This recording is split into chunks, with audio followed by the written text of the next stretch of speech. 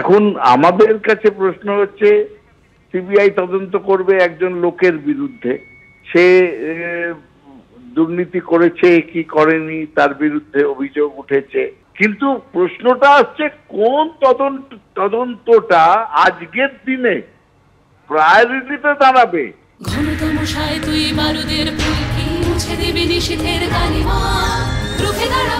একজন মা হয়ে বলছি, সফল জীবনের জন্য যেমন চাই মজবুত হয়ে ওঠা শিক্ষা, মজবুত চুলের জন্য তেমনই চাই Alopex long and strong hair oil. ধর্ষণ এবং খুন নারকীয় ঘটনা, সেই যার জন্য মানুষ বলছে উই ওয়ান্ট জাস্টিস, সেইটা না এখানে এই দুর্নীতির তদন্ত, কোনটা গিয়ে সিবিআই এর কাছে প্রায়োরিটি পাবে, এইটা মানুষের কাছে, মানুষের প্রশ্ন এইটাই আমি আপনাদের কাছে বললাম, মানুষের মনে এটা প্রশ্ন। মানি লন্ডারিং এর ব্যাপার থাকতে পারে বা মানি ট্রেল থাকতে পারে, সেহেতু সিবিআই এর সাথে সাথে ইডিরও স্বতঃপ্রণোদিতভাবে বা সুমোটোভাবে এই তদন্তে অন্তর্ভুক্ত হওয়া উচিত এবং তদন্ত করা উচিত যে আর্থিক দুর্নীতি হয়েছে কিনা। কারণ ভয়ঙ্কর ভয়ঙ্কর অভিযোগ এসেছে। ইউজড মেডিকেল যে ইনস্ট্রুমেন্টস, মানে বায়োমেডিক্যাল ওয়েস্ট যাকে আমরা বলি ইংরেজিতে, সেগুলো রিইউজ করা হয়েছে, যেটা থেকে এইডস হতে পারে বা অন্য ইনফেকশাস ডিজিজ হতে পারে আপনার আমার, যারা ওই হসপিটালে হয়তো ভর্তি হয়েছে। এরকম ভয়ঙ্কর ভয়ঙ্কর অঙ্গ প্রত্যঙ্গের কালোবাজারি থেকে শুরু করে নানা ধরনের অভিযোগ এসেছে। এই সমস্ত কিছু দুর্নীতি তদন্ত হওয়া উচিত এবং সিবিআই শুধু একা পারবে বলে আমার মনে হয় না, ইডিকেও এতে অংশগ্রহণ করা উচিত।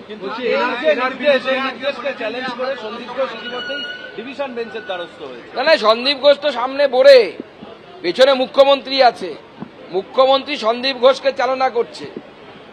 বলে না যত ঘোষ নন্দ ঘোষ, যত দোষ নন্দ ঘোষ, সন্দীপ ঘোষকে শুধু একা দোষ দিয়ে হবে না, আরো অনেক ঘোষ আছে এর পেছনে।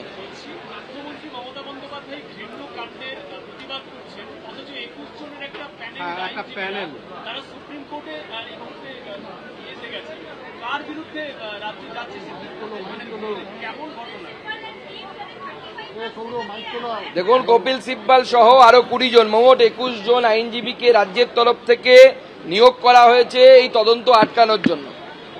এই উকিলদের টাকা বা এই অ্যাডভোকেটদের, স্বনামধন্য অ্যাডভোকেটদের ফিস আমার আপনার পকেটমারি করে দেয়া হচ্ছে। এই 35 লক্ষ টাকা এক একটি হিয়ারিং এ নাকি লাগে, তো এই তো টাকা তো মুখ্যমন্ত্রীর পৈতৃক সম্পত্তি নয়, আমার আপনার পকেটের টাকা। অর্থাৎ যে নির্যাতিতা, তার পরিবারেরও ট্যাক্সের টাকা এর মধ্যে আছে।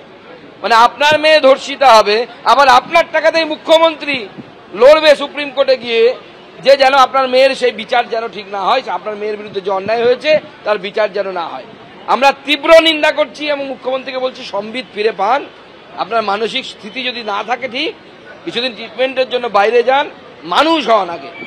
সুকান্তদা এক সেকেন্ড, সুকান্তদা এই প্রশ্ন নিয়েই বলার, মুখ্যমন্ত্রী নিজে পথে নামলেন, ফাঁসির দাবি করলেন, আবার না না, এটা দ্বিধাচারিতা। তো মুখ্যমন্ত্রীর পথে নামা হচ্ছে ঠিক ওরকমই, যে রাবণ সীতাকে হরণ করে নিয়ে যাওয়ার পর রাস্তায় নামছে, সীতাকে হরণ করা হলো কেন, জবাব চাই, জবাব দাও। আমাদের মুখ্যমন্ত্রী তো সেরকম অবস্থা, মুখ্যমন্ত্রীর দ্বিধাচারিতা সারা জীবন ধরে আছে। আমরা বরাবর বলেছি, এবার দেখা যাচ্ছে বাংলার মানুষ সবাই দেখছে যে কি রকম দ্বিধাচারিতা দেখা যাচ্ছে তার কথাবার্তায় এবং কাজকর্মে কোনো মিল নেই।